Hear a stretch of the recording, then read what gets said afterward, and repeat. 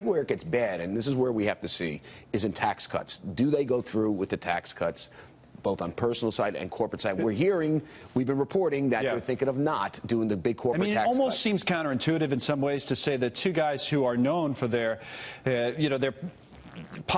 place of policy expertise would be the economy, and both Kushner and Cohn, if you wanted to argue, what do they know the most about? They're much more liberal. Right. Liberals. But so they're not going to push for the tax cuts. Listen, we don't know, but I could just tell you this, and we reported this out on FoxBusiness.com right now. We reported this out yesterday, my producer Brian Schwartz and I, that they're looking at replacing the big corporate tax cut, taking it down from 35 to 15, with something much more marginal, kind of a gimmick. What they're looking to say is, listen, we're going to allow you to repatriate your foreign profits. You know how all these companies have these things all this money overseas.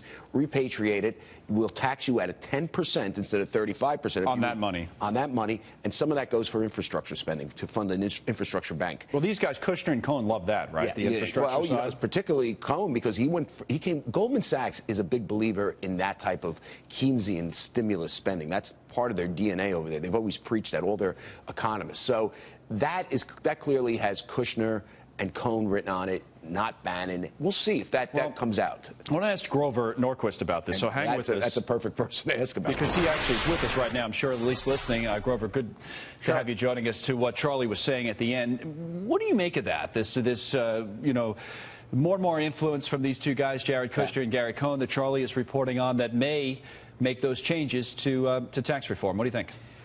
I tend to think not. The idea of taxing and repatriating or deeming repatriation a 10% tax on the $2.5 trillion overseas, that was an idea from Obama. And nobody wanted anything to do with it. The high-tech community felt completely betrayed by Barack Obama.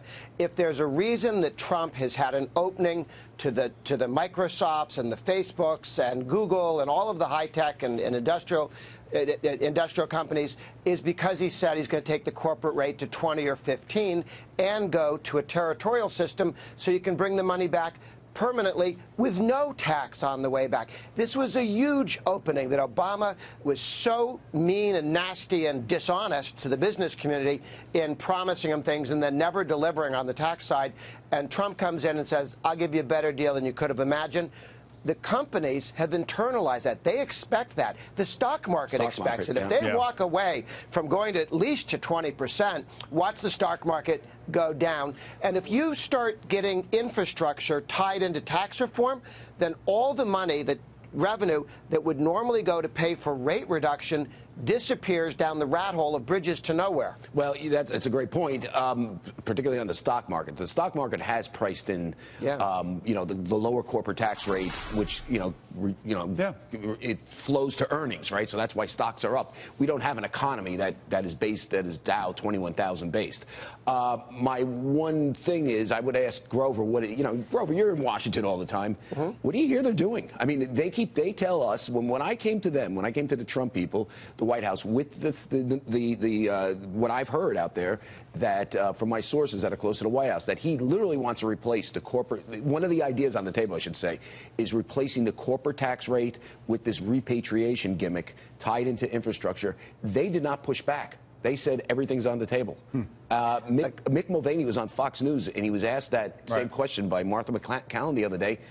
He did not push back. It sounds like this is where they're going. Are you hearing that as well? Okay. If somebody at the White House thinks that Obama's tax policy makes sense at this point, they're going to be a little bit lonely. I don't know who they're going to talk to on the House of Representatives side or on the Senate side with this, because the majority of the House and the majority of the Senate have both agreed to go to 20%, to take the subchapter S corporations, smaller businesses that pay through the individual rates, to 25. So the Republican base out there of small businessmen are expecting this tax cut, and the congressmen and senators have been telling everybody for a year that this was Trump's idea, because it was Trump's idea. To Charlie's point about what you're hearing, Grover, what are you hearing directly? I mean, I would assume that if the White House is working on a tax plan, that at least some officials that are working on it in the White House would be consulting with you. Are they? And if so, what are those conversations like? And have they changed over the last, say, couple of weeks when these reports have come to us that the likes of Kushner and Cohn are on the rise? This is going to come from the House and the Senate, and the White House is not going to negotiate with itself. The White House has a plan out there. It's the Republican blueprint, which is a 20% rate for companies, 25% for subchapter S pass-throughs. I've talked to guys there. The only thing I've heard is White House guys, some of the folks you're talking about, saying, well, we did promise 15. We did promise 15. I'm all for that if we can figure out how to do it. If we get to 20, we ought to start immediately for 15. I think everything's up in the air now. Yes. Listen, let's be real clear. The White House, Trump had a plan. It was handed to him by 3 supply-side economists, Larry Kudlow, Art Laffer, Steve Moore. Well, those guys aren't happy now. Well, they're not even in the administration. Right. You know, No, I know. Not even Kudlow. Kudlow almost got in, and then I think it was Gary Cohn who blocked him. Well, I saw a quote from him in the paper that wasn't exactly complimentary of the current team. Right. So he was going to get in. But my point is, we're back to square. Listen, they may come out tomorrow. So that messes up the timetable. Let me just be real clear. They may come out tomorrow and say 15% corporate tax rate. We're taking the individual rates. We're going to go back to plan what they proposed during the campaign. I am just telling you that they are telling us everything is on the table. When you tell me everything's on the table and you used to have a plan, that means that plan has been downgraded. What do you think, Grover? Everything is up in the air because the Republicans in the House have not passed the $1 trillion tax cut, the mother of all tax cuts, that is getting rid of Obamacare.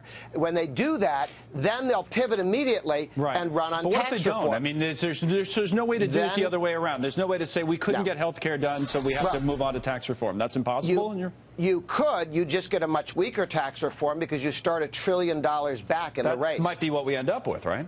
That would suck. Yes, we could be there. Well, where are the supply siders who say let's do some dynamic acconing and not be green eye shade about this? I mean, we do have that did not in the CBO score. Grover, Ronald Reagan did not sit there and say, "Uh-oh, the CBO is gonna come after me." You know, there comes a point here where... Well, you're saying you got to be innovative. There's got to be a different way to figure it out. I mean, listen, there might be a point here where you go back and say, okay, your way worked. CBO, green eye shade, Obamonomics, did not work. None of this sounds good. We have lousy economic growth. We have lousy wage growth. We have people that are hurting in this country. We're going to try something different. We're going to go back. And that's what Ronald Reagan did. And by the way, it did work. Well, it doesn't sound like anything's working right now. If you listen to Grover, he's saying, I mean, just to use your own words, you're saying at this point, if we do get something, as you said, it's going to suck in your view. I mean, that's not exactly an endorsement. So. If we don't start by taking $1 trillion of Obamacare taxes off the table, you don't have room for a lot of other things. That's why it's so important to get the House Republicans to focus, get this done. So what are you betting on? Something gets done at the end of the year and it comes Obamacare repeal and replace first and taxes. You're still relatively, what's your level of confidence that can actually happen?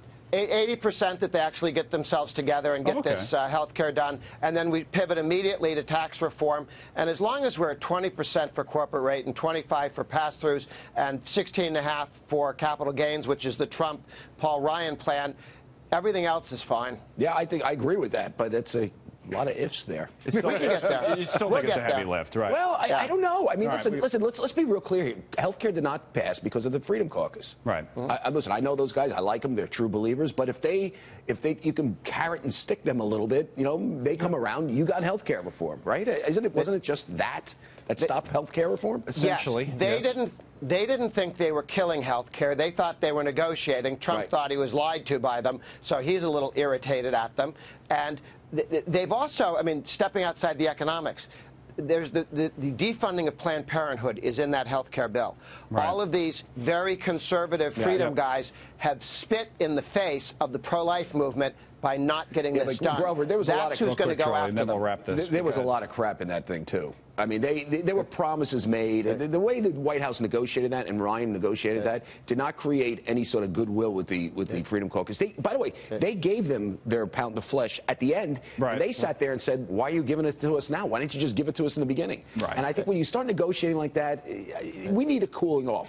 Listen, Mike Pence might be the guy to do this deal. We're going to talk about that later in the show a little bit. Pence has been working on it. Well, then that's good. That's good news.